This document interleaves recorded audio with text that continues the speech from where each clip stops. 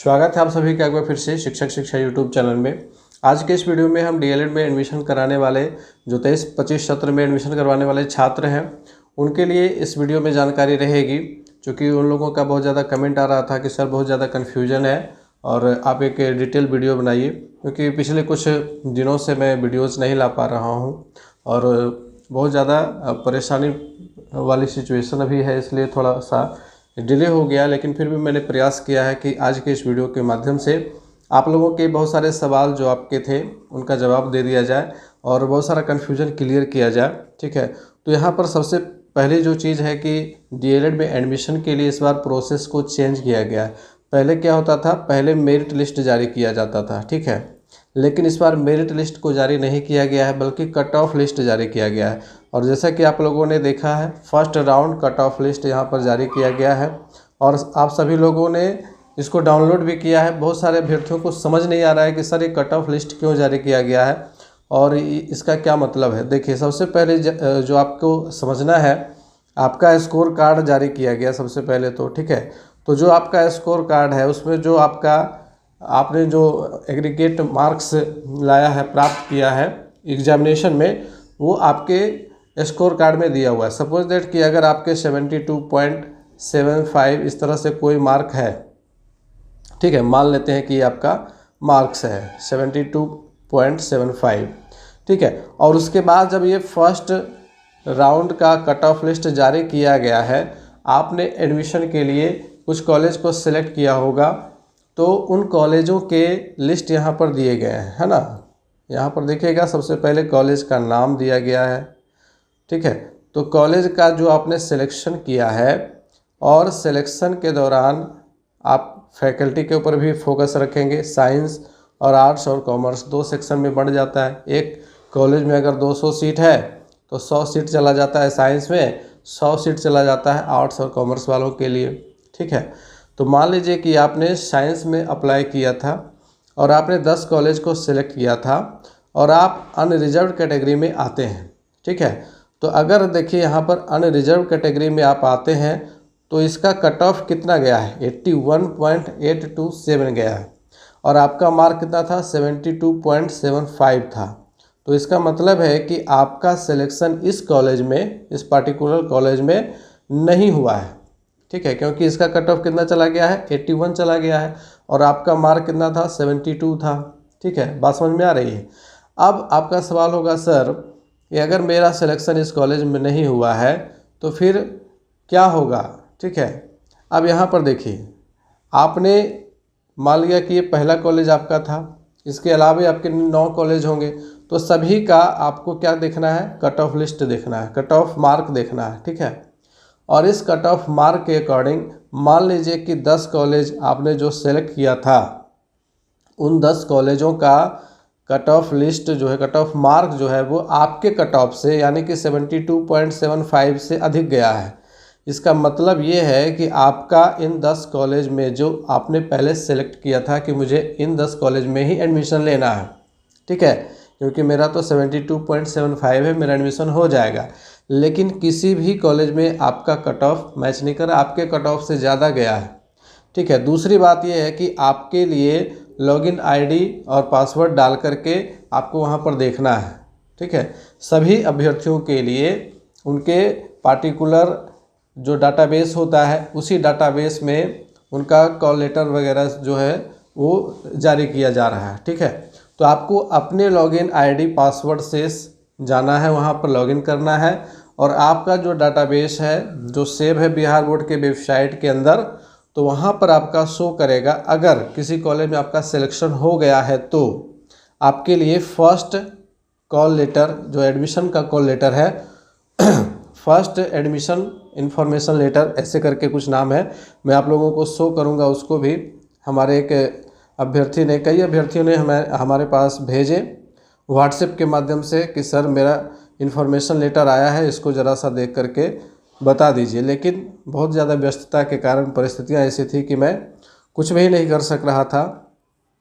तो यहाँ पर मैं आप लोगों को एक दिखाता हूँ कि इस तरह से, ये देखिए मैंने पर्सनल डेटा को हाइड कर दिया है, बाकी सभी का इसी तरह से रहेगा। प्रथम सूचना पत्र, फर्स्ट इंटीमेशन लेटर ये जारी किया गया, ठीक है। इन्फॉर्मेशन नहीं था, इंटीमेशन लेटर है, ठीक है, एडमिशन के लिए।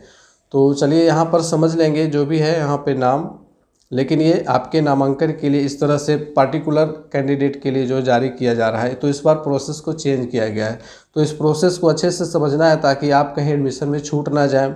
तो सबसे पहला काम ये करना है कि आपको अपने लॉगिन आईडी पासवर्ड से जाकर के आप अपने डाटाबेस में जाइए। आपका जो डैशबोर्ड खुलेगा वहाँ पर आपका अगर सिलेक्शन किसी कॉलेज में हुआ है तो आपके लिए फर्स्ट इंटीमेशन लेटर इसी प्रकार से आपके डाटाबेस में आ गया हुआ रहेगा, ठीक है। और यहाँ पर देखिए आवेदक या आवेदिका का नाम रहेगा, यहाँ पे आपका नाम रहेगा, father's name, mother's name, date of birth, लिंग, आरक्षण कोटि, मोबाइल नंबर, पता, ये सारी चीज़ें रहेंगी। और साथ ही साथ आपका फ़ोटो भी रहेगा पासपोर्ट साइज़ वाला जो आपने दिया था, ठीक है। तो उसी में जो आपका इंटीमेशन लेटर है उसी में सारा डिस्क्रिप्शन दिया गया है, सारी जानकारी दी गई है। ज़रूरत है तो इसको अच्छे से पढ़ने की, इसको अच्छे से समझने की। अगर आप इसको अच्छे से समझ लेते हैं तो फिर आपको कहीं भटकने की ज़रूरत नहीं पड़ेगी, ठीक है। लेकिन बहुत सारी चीज़ें होती हैं, जैसे कि कोई कैंडिडेट पहली बार ये सारी चीज़ें कर रहा है तो समझ में नहीं आती है, बहुत दुविधा हो जाती है, ठीक है। और अगर कोई अच्छा मार्गदर्शक मिल जाता है तो चीज़ें क्लियर हो जाती है। तो मेरा काम वही है कि चीज़ों को क्लियर कर देना, आप लोगों के लिए चीज़ें आसान कर देना, ठीक है। तो यहाँ पर समझेंगे बहुत सारी चीज़ों को। सबसे पहला पॉइंट देखिए क्या लिखा हुआ है कि राज्य के डीएलएड कोर्स संचालित ERC/NCTE से मान्यता प्राप्त एवं बिहार विद्यालय परीक्षा समिति से संबद्धता प्राप्त जितने भी सरकारी या फिर गैर सरकारी यानी कि प्राइवेट कॉलेज हैं, तो सत्र 23-25 में डीएलएड फेस टू फेस पाठ्यक्रम में नामांकन के लिए संयुक्त प्रवेश परीक्षा 2023 में सम्मिलित आवेदनकर्ताओं से 30 से 5/11 के बीच ऑनलाइन आवेदन प्राप्त कर नामांकन संबंधी कार्यवाही की जा रही है, ठीक है। तो उसके एडमिशन के लिए उपयुक्त कोटि के महाविद्यालयों में प्रथम चरण में नामांकन हेतु डीएलएड कोर्स संचालित महाविद्यालयों में स्वीकृत सीट की संख्या, ये सारे तमाम चीज़ें जानकारी जो आपने यहाँ पर दी हैं वो यहाँ पर दी गई हैं। तो इसमें देखिए प्रथम सूची का निर्माण निम्नलिखित बिंदुओं के आधार पर किया गया। जो फर्स्ट सूची जो बनाई गई है उसके लिए क्या क्या चीज़ें हैं, तो सबसे पहली बात तो डीएलएड कोर्स संचालित महाविद्यालयों में स्वीकृत सीट की संख्या, ठीक है। 306 कॉलेज है टोटल मिलाकर के, 306 कॉलेज। और कॉलेजों का लिस्ट मैंने टेलीग्राम चैनल पे डाल दिया था, व्हाट्सएप ग्रुप में डाल दिया था, वहाँ से आप लोगों ने इसको डाउनलोड करके देखा होगा। और उसी के अकॉर्डिंग आपको मैंने कहा था कि अप्लाई कीजिएगा। तो जो प्राइवेट कॉलेज हो, अगर आपके मार्क्स कम है तो और एडमिशन आपको लेना है तो प्राइवेट कॉलेज को ज़रूर सेलेक्ट कीजिएगा, ठीक है। कम से कम 10 और मैक्सिमम 30 कॉलेज का लिस्ट वहाँ पर सेलेक्ट करना होता था। तो उसी के अकॉर्डिंग आपने जब काउंसलिंग के लिए अप्लाई किया था तो इसमें बहुत सारी चीज़ों को ध्यान में रखा गया है। सबसे पहला तो स्वीकृत सीटों की संख्या, तो टोटल सीट की संख्या 30,000 समथिंग है ना। उसी के अकॉर्डिंग सूची जारी की जाती है। आवेदक आवेदिका के द्वारा समिति के पोर्टल पर ऑनलाइन आवेदन में भरे गए संस्थान के विकल्प, जो उन्होंने विकल्प दिए थे, अगर किसी ने टोटल गवर्नमेंट कॉलेज ही डाले हैं तो हो सकता है कि उसका एडमिशन नहीं हो पाए, क्योंकि अगर उसका कट ऑफ कम है और टोटल गवर्नमेंट कॉलेज ही उसने सेलेक्ट किया है, किसी पर्टिकुलर कैंडिडेट ने एक भी प्राइवेट कॉलेज सेलेक्ट नहीं किया, तो फिर वैसी स्थिति में उसका प्राइवेट कॉलेज में भी एडमिशन होना मुश्किल हो जाएगा, ठीक है। और मैंने पहले इस चीज़ को बता दिया था कि आप लोग किसी भी कॉलेज में एडमिशन सबसे पहले लीजिए और फिर आगे के कॉलेज में जाने के लिए, किसी गवर्नमेंट कॉलेज में जाने के लिए आपके पास स्लाइड अप का ऑप्शन रहता है। तो स्लाइड अप के द्वारा आप दूसरे कॉलेज में जा सकते हो अगर वहाँ सीट खाली रही तो, अन्यथा आपको उसी कॉलेज में रहना होगा, ठीक है। ये मजबूरी हो जाएगी आपकी। तो एडमिशन सबसे ज़रूरी चीज़ है, एडमिशन होना ज़रूरी चीज़ है और बाकी चीज़ें जो है वो मैनेज करनी पड़ती हैं। अगर आपको कोर्स करना है, आपको एक अच्छा अपॉर्चुनिटी लेना है तो आपको तो थोड़ा सा मैनेज करना ही होगा, ठीक है। उसके बाद है संयुक्त प्रवेश परीक्षा में आवेदक का प्राप्त स्कोर, जो आपका स्कोर है उसके ऊपर निर्भर करता है। इसके बाद है आरक्षण संबंधी राज्य सरकार के प्रभावी प्रावधान, जो भी आरक्षण वाले सिचुएशंस हैं उसके अकॉर्डिंग। अब इसके बाद देखिए यहाँ पर जो कुछ चीज़ें हैं, समिति द्वारा डीएलएड कोर्स में नामांकन हेतु प्रथम सूची जारी करते हुए महाविद्यालयों को उनके लॉगिन आईडी पर भेज दिया गया है। इसके साथ ही आरक्षण श्रेणीवार कट ऑफ स्कोर भी जारी कर दिया गया है। ये सारी चीज़ें जारी कर दी गई हैं, जिसे आवेदक समिति के पोर्टल पर देख सकते हैं। सभी आवेदक लॉगिन आईडी पर प्रथम सूचना पत्र जारी कर दिया है, ठीक है। सभी आवेदक के लॉगिन आईडी पर प्रथम सूचना पत्र जारी कर दिया गया है, जिसे वे समिति के पोर्टल पर अपने आईडी एवं पासवर्ड डाल करके डाउनलोड कर सकते हैं। लेकिन ये जो इंटीमेशन लेटर है केवल उन्हीं अभ्यर्थियों के लिए गया होगा जो फर्स्ट कट ऑफ लिस्ट में सेलेक्ट हो गए होंगे कहीं ना कहीं, ठीक है। और जिनका सिलेक्शन कहीं नहीं हुआ होगा उनके लिए इंटीमेशन लेटर जारी नहीं किया जाएगा। फिर दूसरी सूची में जब दूसरी सूची जारी की जाएगी, दूसरा कट ऑफ जारी किया जाएगा फर्स्ट कट ऑफ में एडमिशन हो जाने के बाद, तो वहाँ पे आपका नाम आ सकता है। और वहाँ भी नहीं आता तो फिर थर्ड लिस्ट में आएगा, ठीक है। तो इस तरह से अगर आपका मार्क्स कम है तो फिर आपको वेट करना होगा। इसके बाद देखिए क्या लिखा हुआ है कि डीएलएड प्रशिक्षण सत्र 23-25 में नामांकन हेतु आपके द्वारा कॉमन एप्लीकेशन फॉर्म जमा किया गया था। उसका रेफरेंस आईडी बारकोड संख्या इतना है, ये पर्टिकुलर अभ्यर्थी का है, ठीक है। आपके द्वारा प्राथमिकता के अनुसार नामांकन हेतु डीएलएड कोर्स संचालित जिन महाविद्यालयों का विकल्प दिया गया है उनमें से आपके द्वारा भरे गए प्राथमिकता स्कोर कार्ड में ऑब्टेंड स्कोर एवं आरक्षण कोटि के आधार पर प्रथम चयन सूची में आपको निम्नलिखित महाविद्यालय आवंटित किया जाता है। और यहाँ पर महाविद्यालय का कोड एवं नाम दिया हुआ है BNR ट्रेनिंग कॉलेज गुलजार बाग पटना। तो ये जो है ये इस कॉलेज का नाम है जहाँ पे आपका एडमिशन होगा, ठीक है। इसी तरह से आपके इंटीमेशन लेटर में आपके जो कॉलेज का नाम दिया गया है वहीं पे आपका एडमिशन होगा, ठीक है। और जिस कॉलेज का नाम आ गया है आपके लिस्ट में, आपके लेटर में, तो वहाँ पे जाकर के आपको एडमिशन करवा लेना है, ठीक है।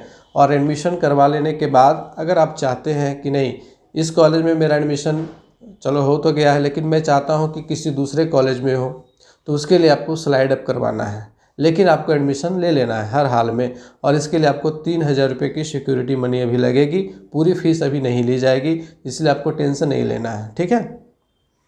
इसके बाद देखिए आप समिति के पोर्टल पर प्रथम चयन सूची डाउनलोड करके आवंटित प्रशिक्षण महाविद्यालय से संपर्क स्थापित करके 3000 रुपये मात्र की सुरक्षा राशि जमा करके अपना नामांकन दिनांक 13 से लेकर के 18 के बीच अवश्य करा लें। 18 नवंबर तक आपको एडमिशन हर हाल में करवा लेना है। अगर आपके द्वारा उक्त निर्धारित तिथि तक नामांकन नहीं कराया जाता है तो फिर आपका अभ्यर्थित्व रद्द कर दिया जाएगा, यानी कि फिर आपके एडमिशन इसके बाद नहीं हो पाएगा, कहीं भी नहीं हो पाएगा। इस चीज़ को आप ध्यान में रखेंगे, ठीक है।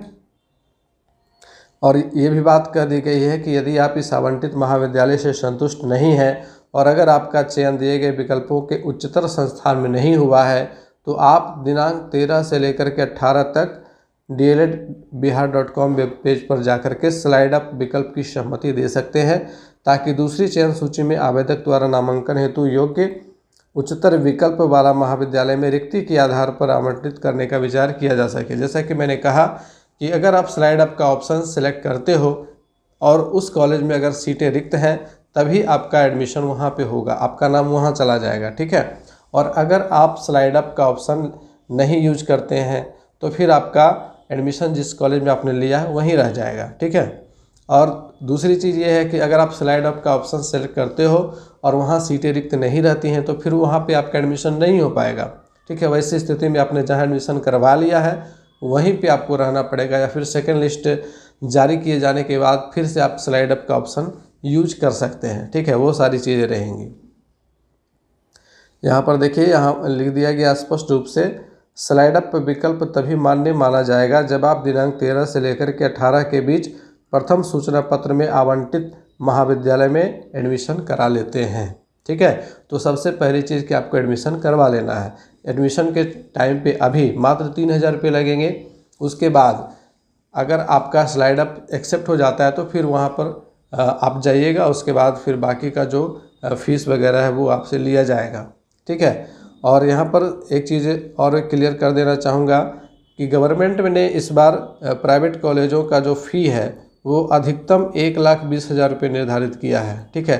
1,20,000 रुपये से अधिक फीस जो है वो कॉलेज नहीं ले सकते हैं, ठीक है।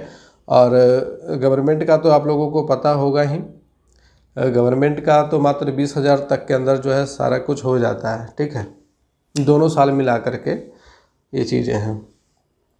यदि आप इस पत्र के कंडिका 4 में आवंटित महाविद्यालय में निर्धारित अवधि में नामांकन नहीं कराते हैं तो आपके द्वारा स्लाइड अप विकल्प भरने पर भी इसकी मान्यता नहीं दी जाएगी तथा आपका आवेदन एवं अभ्यर्थित्व रद्द कर दिया जाएगा। इस चीज़ को ध्यान में रखना है। इसलिए सबसे पहला काम है कि जो कॉलेज आपको मिल गया है वहाँ पे जाइए, आप एडमिशन करवाइए और उसके बाद स्लाइड अप का ऑप्शन यूज कीजिएगा। ऐसा नहीं है कि आपका नाम आ गया है, कॉलेज का नाम आ गया, आप चाहते हैं कि नहीं इस कॉलेज में मेरा एडमिशन नहीं हो, किसी दूसरे कॉलेज में हो और मैं डायरेक्ट स्लाइड अप करवा लूँगा, एडमिशन नहीं लूँगा इसमें, तो फिर आपके लिए एक भारी गलती साबित होगी। ठीक है, आपको सबसे पहले उस कॉलेज में एडमिशन लेना है, उसके बाद स्लाइड अप करवाना है। ठीक, चलिए इसके बाद जो महत्वपूर्ण चीज़ें हैं उसके बारे में थोड़ा सा। प्रथम चयन सूची के आधार पर नामांकनों उपरांत सीट रिक्त रहने की स्थिति में द्वितीय चयन सूची प्रकाशित की जाएगी, जिसके आधार पर संबंधित प्रशिक्षण महाविद्यालय में नामांकन लिया जाएगा। तो ये जो सेकेंड लिस्ट जारी होगा तो फर्स्ट लिस्ट में जिनका जिनका नाम आ गया है, जिनके लिए कॉलेज आवंटित कर दिए गए हैं, उनको हटा दिया जाएगा, उसके बाद के कैंडिडेट को लिया जाएगा सेकेंड लिस्ट में। ठीक है, उसी प्रकार से सेकेंड लिस्ट से एडमिशन हो जाने के बाद थर्ड लिस्ट जारी किया जाएगा और जिनका सेकेंड लिस्ट तक नाम आ जाएगा उनको हटा करके फिर जो बचे हुए अभ्यर्थी रहेंगे उनको लिया जाएगा। ठीक है, ये प्रोसेस होता है एडमिशन के लिए। अब यहाँ जो आवश्यक निर्देश एवं सूचनाएं हैं इसको अच्छे से समझिएगा। आवेदक आवेदिका आवंटित महाविद्यालय में नामांकन हेतु निर्गत रेफरेंस आईडी बारकोड युक्त चुने जाने से संबंधित पत्र एवं पूर्व में भरे गए सामान्य आवेदन की प्रति निश्चित रूप से ले जाएंगे। जो आपने फॉर्म भरा था उस टाइम पे जो आपने कॉमन एप्लीकेशन फॉर्म डाला था उसकी छाया प्रति, उसकी प्रिंट आउट आपको लेके जानी है। ठीक है, देखिए डॉक्यूमेंट्स के रूप में आपको क्या क्या लेके जाना है। तो एडमिशन के टाइम पे जो आपने फॉर्म फिलअप किया था तो फॉर्म फिलअप का जो आपके पास प्रिंट आउट की कॉपी होगी वो ले लेनी है। आपका एडमिट कार्ड होगा डीएलएड वाला, ठीक है, तो डीएलएड वाला एडमिट कार्ड ले लेना है। इसके बाद स्कोर कार्ड ले लेना है। ठीक है, स्कोर कार्ड आपको ले लेना है। किसका? इसी का स्कोर कार्ड, डीएलएड का जो स्कोर कार्ड होगा जिस पे आपके मार्क्स और रैंक लिखे हुए हैं उसको ले लेना है। ठीक है, उसके बाद आपको देखिए क्या क्या लेना है, मैं बता दे रहा हूँ शॉर्ट में फटाफट से। उसके बाद आपको मैट्रिक और इंटर इन दोनों के मार्कशीट और सर्टिफिकेट ले जाने हैं। ठीक है, मार्कशीट प्लस सर्टिफिकेट लेके जाना है। ठीक है, और इसके बाद आपको सीएलसी लेके जाना है। सीएलसी किसका होगा? तो इंटरमीडिएट का होगा, क्योंकि आप इंटर के बाद करवा रहे हैं। और जो कैंडिडेट ग्रेजुएशन किए हुए हैं, ठीक है, जिनका ग्रेजुएशन भी कंप्लीट है, तो जिनका ग्रेजुएशन कंप्लीट है उनको अपना मार्कशीट लेके जाना है, मार्कशीट प्लस सर्टिफिकेट लेके जाना है उनको भी। ठीक है, तो मार्कशीट और सर्टिफिकेट लेके जाइएगा। मान लीजिए कि आपका सर्टिफिकेट नहीं आया है तो वैसी स्थिति में आपको प्रोविजनल लेके जाना पड़ेगा। क्या लेके जाना पड़ेगा? तो प्रोविजनल लेके जाना पड़ेगा, प्रोविजनल सर्टिफिकेट लेके जाना पड़ेगा। ठीक है, और प्रोविजनल भी अभी अगर आपके पास नहीं है तो जितनी जल्दी हो सकता है आप यूनिवर्सिटी से संपर्क कीजिएगा, जिस यूनिवर्सिटी से आपने अपना ग्रेजुएशन किया है। ठीक है, और यूनिवर्सिटी से संपर्क करके उनसे आप ये जो आपका चयन हुआ है इंटीमेशन लेटर, इसकी फ़ोटोकॉपी वहाँ पर लगा करके एक आवेदन पत्र लिखिएगा और आपको कहिएगा कि हमको डीवी के लिए प्रोविजनल सर्टिफिकेट चाहिए, तो वो 2 दिन के अंदर दे देंगे आपको। ठीक है, तो ये बात हो गई। और जो इंटरमीडिएट के विद्यार्थी हैं तो उनके लिए तो सर्टिफिकेट आ गया होगा, और अगर आपका नहीं आया तो प्रोविजनल आपको मिला होगा, है ना। तो प्रोविजनल सर्टिफिकेट आप दीजिएगा, कोई दिक्कत नहीं होगा। प्रोविजनल सर्टिफिकेट दे दीजिएगा, कोई दिक्कत नहीं होगी। ठीक, इसके बाद सीएलसी की बात करेंगे तो सीएलसी एक इम्पोर्टेंट डॉक्यूमेंट है और सीएलसी के बिना आपका एडमिशन नहीं होगा, क्योंकि ये रेगुलर, ठीक है, रेगुलर कोर्स है। तो रेगुलर कोर्स के लिए आपके लिए सीएलसी ज़रूरी है। और सीएलसी आप किसका दीजिएगा? मान लिया कि आप इंटरमीडिएट पास हैं, आपने इंटरमीडिएट की परीक्षा दी और उसके बाद आपने डीएलएड का एंट्रेंस दिया और डीएलएड में आप एडमिशन करवाने जा रहे हो, तो आपको इंटरमीडिएट जिस कॉलेज से आपने किया था, जिस विद्यालय से आपने इंटरमीडिएट पास किया है, वहाँ का आपको सीएलसी देना है। ठीक है, वहाँ आप जाइए कॉलेज में और उनको दिखाइए अपना इंटीमेशन लेटर और एक आवेदन लिखिए और तुरंत सीएलसी लीजिए। ठीक है, हाथों हाथ मिल जाएगा आपको सीएलसी, इसमें कोई दिक्कत नहीं है।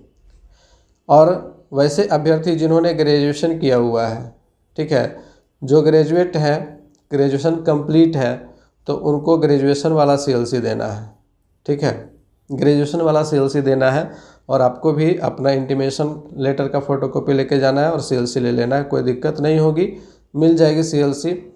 दिक्कत उन लोगों को है जो ग्रेजुएशन पार्ट 1 में है। ठीक है, जिन्होंने पार्ट 1 में एडमिशन करवा लिया था तो उनके लिए क्या उपाय है। तो देखिए, आपने पार्ट 1 में एडमिशन करवा लिया है, लेकिन अब आपका चयन DLED में भी हो गया है और आप चाहते हैं कि नहीं, मुझे जो है ग्रेजुएशन नहीं करना है, मुझे DLED करना है, और ये अच्छी चॉइस है। ठीक है, मैं हमेशा कहता हूँ कि आपके पास एक टेक्निकल डिग्री होनी चाहिए, वोकेशनल डिग्री होनी चाहिए जो आपको जॉब दिलाए। ठीक है, जनरल डिग्री से आपको जॉब नहीं मिलेगी, तो ग्रेजुएशन करने से बेहतर है कि आप DLED कर लीजिए। ठीक है, तो अगर आपका चयन DLED में हो गया है तो आँख मूंद करके आप जो है पार्ट 1 से अपना नाम कटवाइए और DLED में एडमिशन करवाइए। ठीक है, वहाँ भी आप अपना इंटीमेशन लेटर लेकर जाइए और एक आवेदन लिख करके दीजिए कि मुझे ग्रेजुएशन नहीं करना है।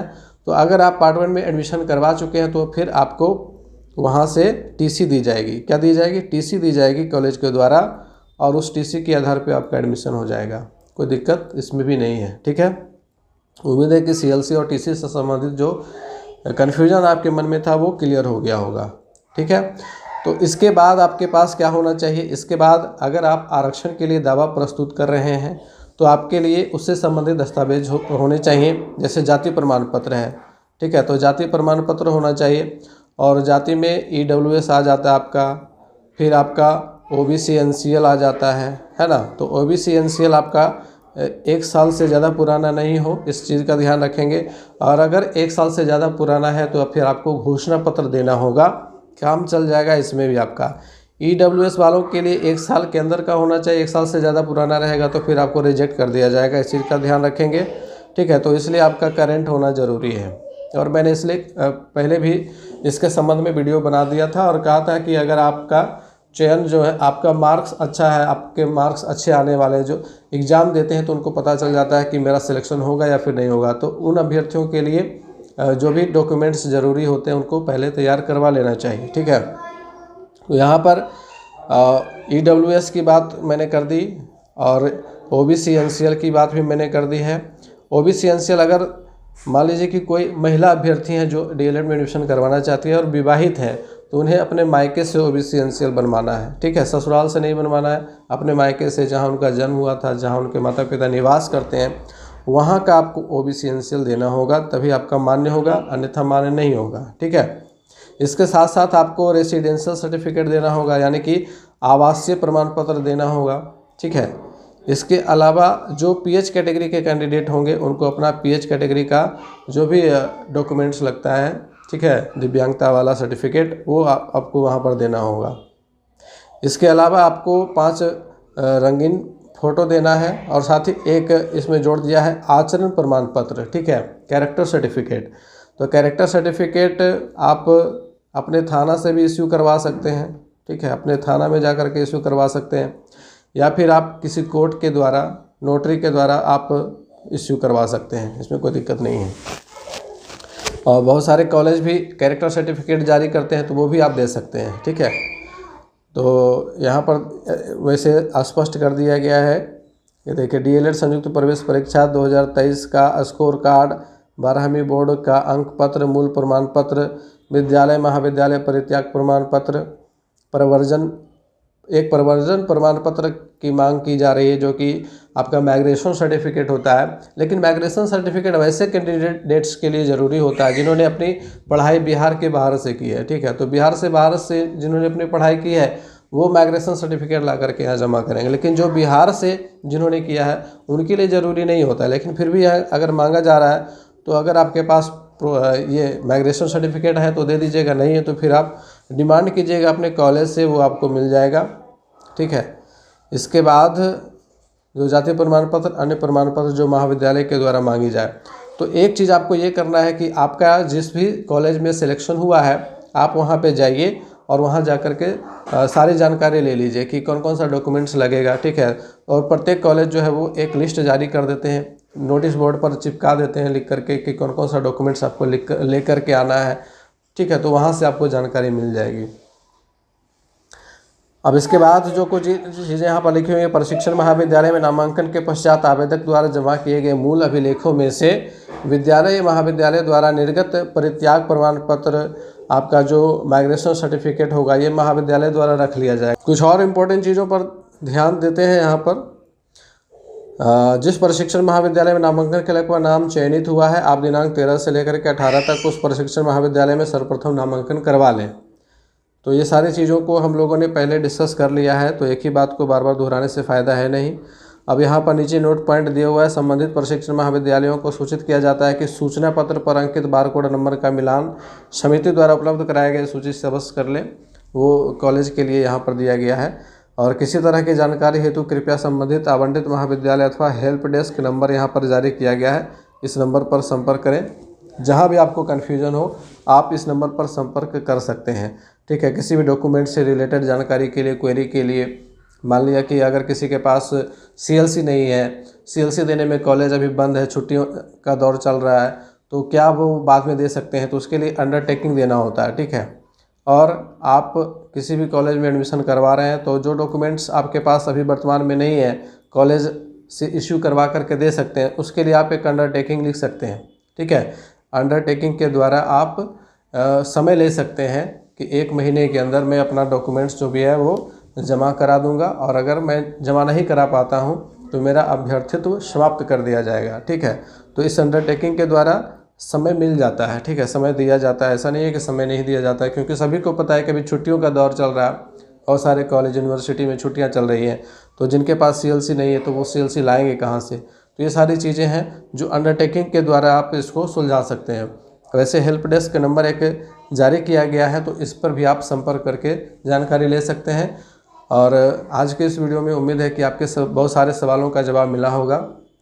फिर भी अगर आपके मन में कोई कन्फ्यूजन है तो आप हमें कमेंट करके ज़रूर पूछिएगा, आपके सवालों के जवाब देने का प्रयास रहेगा। मिलेंगे फिर से नेक्स्ट वीडियो में, तब तक के लिए गुड बाय, टेक केयर।